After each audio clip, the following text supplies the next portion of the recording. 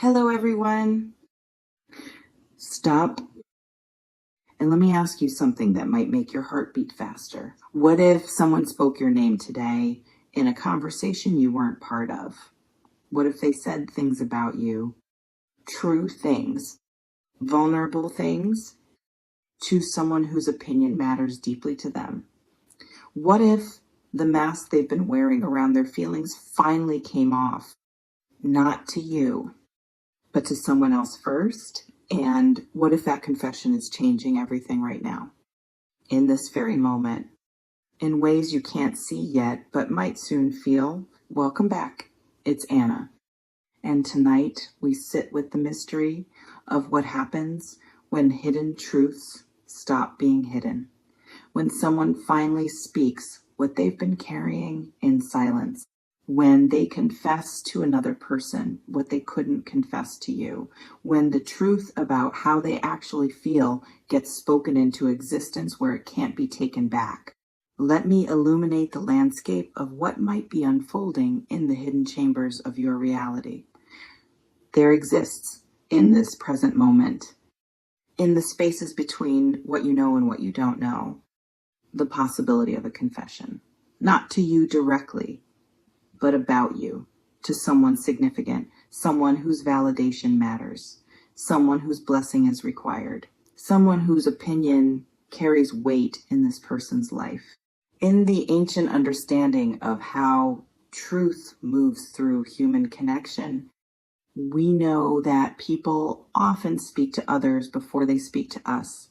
They test the waters, they seek counsel, they need permission from those they trust before they act on what they feel. Some souls carry feelings in secret for so long that when they finally speak them, it's not to the person the feelings are about.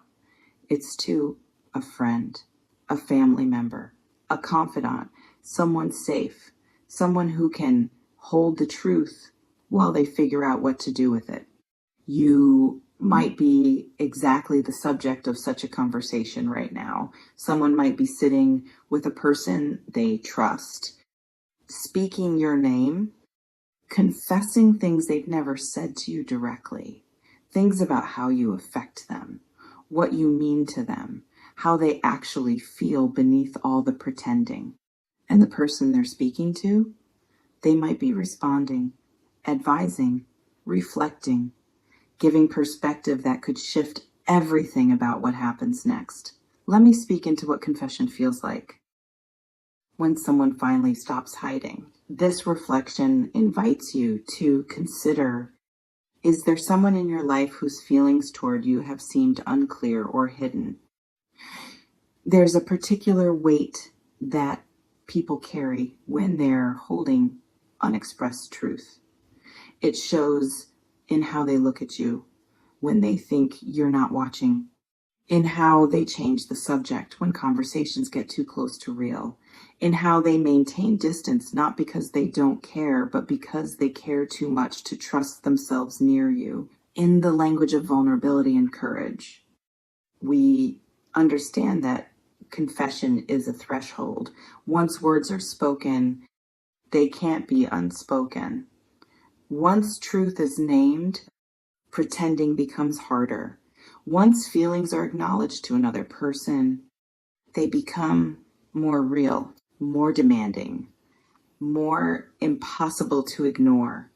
It's possible someone is crossing exactly that threshold today in a conversation happening right now, or that happened hours ago, speaking to someone they trust about you, about what you represent to them, about what they've been feeling but haven't been brave enough to show. Some people confess to others as a way of testing reality, of hearing themselves say the words out loud to see if the words feel true, of getting feedback before they risk direct vulnerability, of preparing themselves for what might come next. You might be the subject of exactly that kind of testing conversation, where someone is saying, I think I have feelings for them, or I can't stop thinking about them, or I messed up by pushing them away, to someone whose response will influence what they do next. This reflection invites you to consider, who would this person confide in about something this significant. Let me illuminate who this significant person might be in their life. There are certain people whose opinions carry more weight than others, not because they're more important as humans, but because their relationship to us makes their perspective matter. A best friend who knows us completely, a family member whose approval we crave, a mentor whose wisdom we trust, a sibling whose honesty cuts through our delusions. In the sacred circles of trust and counsel, we turn to these people when we need clarity, when we're confused about our own feelings, when we need permission to want what we want, when we need someone to tell us we're not crazy for feeling what we feel. It's possible the person you're thinking about has exactly such a person in their life, someone they turn to with the truths they can't speak anywhere else, someone who knows them well enough to see through their defenses, someone whose reaction to hearing about you would matter enormously. Some souls need external validation before they trust internal knowing. They need someone else to say yes. What you're feeling is real, or yes. You should pursue this before they can act. And if that validation comes, if the significant person says, tell them how you feel, or don't let this person go, everything shifts. You might be benefiting from exactly that kind of counsel happening on your behalf right now. Someone significant in this person's life might be pushing them toward you, encouraging honesty, advocating for vulnerability, saying the things that give permission for feeling to translate into action. This reflection invites you to consider what might change if someone this person trusts told them to be honest with you. Let me speak to what gets confessed in these significant conversations. There's a quality to truth spoken in trusted spaces that's different from truth spoken in public. It's raw, more honest, less performative. When people confess to their inner circle, they say things they wouldn't say anywhere else. In the deep vulnerability of confession, truths emerge that have been buried. I think about them constantly. I made a mistake pushing them away. I'm scared of how much I feel. I don't know how to show them without risking everything. I've never felt this way before, and it terrifies me. It's possible this person is speaking exactly these kinds of truths about you today. Not measured words, not careful explanations, but raw admission. The kind that comes when pretending becomes too exhausting, when holding everything in becomes unsustainable, when they need to tell someone, anyone, what's actually true. Some confessions are about recognition, finally admitting what was always there but never acknowledged. I've had feelings for them for longer than I admitted.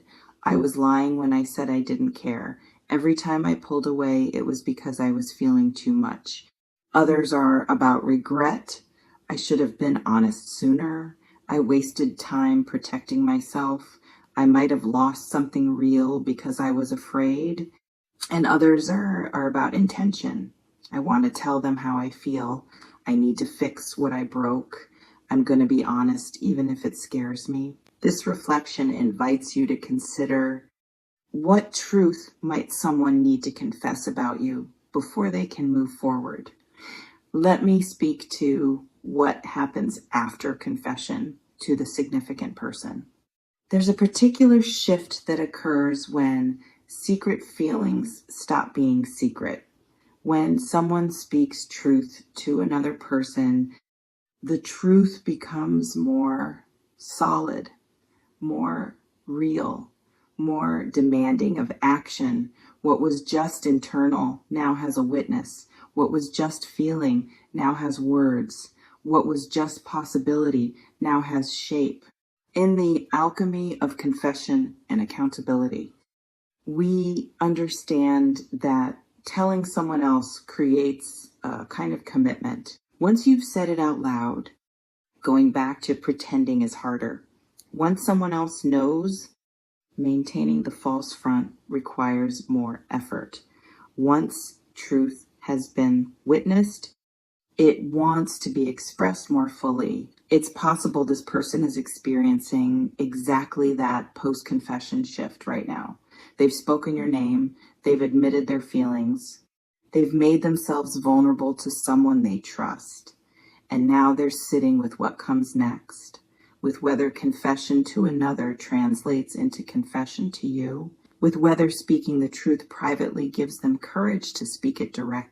Some people confess to others as a first step toward confessing to you. The practice round, the safe version, the way to hear themselves say the words before they risk saying them where it actually counts. You might be days or hours away from receiving directly what was just confessed indirectly, from hearing words that have been living in someone else's awareness but not in yours, from becoming the recipient of honesty that's been building toward you through trusted channels. This reflection invites you to consider, how would you respond if this person finally confessed their truth to you directly? Let me illuminate what you might be feeling as you read this. There's a particular kind of hope that stirs when we consider that someone might be speaking about us in ways we don't know, that our name might be on their lips when we're not there, that they might be confessing feelings to others that they haven't confessed to us. In the tender territory of wanting to be wanted is less than #0. 5# is greater than we sometimes need these possibilities, these maybes, these hints that we matter more than we've been shown, that the distance or silence or confusion isn't the full story. It's possible you're feeling exactly that stirring right now, hope mixed with caution, desire mixed with protection, a want to believe this is true balanced against fear of being disappointed again. Some souls have been disappointed enough times that hope itself feels dangerous. They want to believe, but they're afraid to believe. They want to let themselves feel the possibility, but they know the crash that comes if possibility doesn't become reality. You might be navigating exactly that internal conflict. Part of you lighting up at the thought that someone confessed truth about you today. Another part reminding you not to get your hopes up, not to make assumptions, not to create stories that might not be true. This reflection invites you to consider, what would it cost you to hope? And what would it cost you not to? Let me speak to the significant person's role in what happens next. When someone confesses feelings to a trusted person, that person's response matters enormously. Not just what they say, but how they hold the confession. Whether they encourage or discourage, whether they validate or challenge, whether they push toward action or suggest more waiting. In the web of influence and counsel, we know that people we trust can change our trajectory. A friend who says life is short, tell them, creates different momentum than a friend who says be careful, protect yourself. A family member who says I see how you light up when you talk about them gives different permission than one who focuses on risks. It's possible the significant person this confession was made to is currently influencing what happens next in ways you'll never know about. They might be the reason this person finally gathers courage, or the reason they decide to wait longer, or the reason they approach you differently than they would have otherwise. Some confessions to others become turning points, not because of the confession itself, but because of the response to it, because someone they trust gave them permission to want what they want, or showed them they're not crazy for feeling what they feel, or reminded them that vulnerability is worth the risk. You might be the indirect beneficiary of exactly that kind of counsel. Someone significant might be pushing this person toward honesty with you, toward taking the risk, toward finally saying what needs to be said. This reflection invites you to consider, what role do trusted others play in your own decisions about vulnerability? Let me speak to what you need to hold in this moment. Regardless of whether someone actually confessed truth about you today, regardless of what was said or to whom, the deeper question remains, what do you actually want? What would you do if this person did approach you with honesty? What would you need to hear or see to trust that their confession is genuine in the sacred practice of knowing your own truth? We must get clear before clarity arrives from outside. Because if someone does confess to you is less than #0, 5# is greater than if they do finally speak their truth. You need to know your own response, not a response created in the emotional moment, but a response rooted in what you actually need and deserve.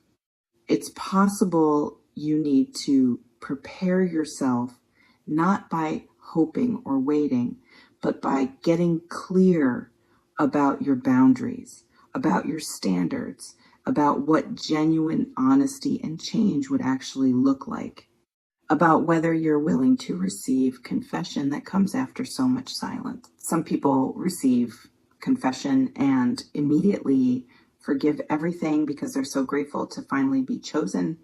But gratitude for being chosen shouldn't override discernment about whether the person choosing is actually capable of following through. This reflection invites you to consider, what would you need from this person beyond just confession? Let me close by speaking to the mystery of timing and truth. Truth moves on its own schedule. People confess when they confess. Honesty arrives when courage outweighs fear. Feelings get spoken when they become impossible to contain. You can't control that timing. You can't force someone to be ready before they're ready. You can't make confession happen through hoping hard enough.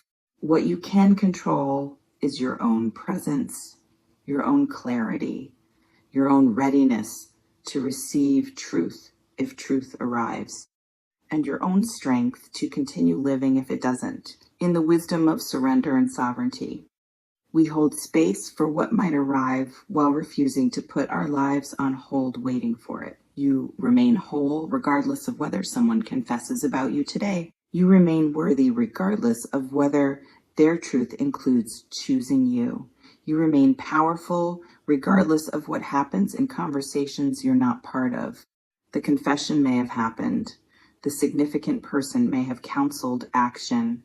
The truth may be moving towards you through channels you can't see.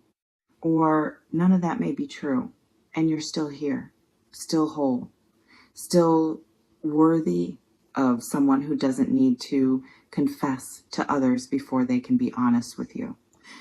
Before we part, I ask you to consider, if someone did confess truth about you to someone significant in their life, what would you want that truth to be? And are you prepared for what might come next if confession becomes direct? Reflect in the comments if moved, and consider what becomes possible when you stop waiting for someone else's confession and start living in your own truth. Today, they confess the truth about you to someone very significant, perhaps. These conversations happen in the hidden spaces between people. Truth gets spoken to trusted others before it gets spoken to us. But whether it happened today or not, the deeper truth remains.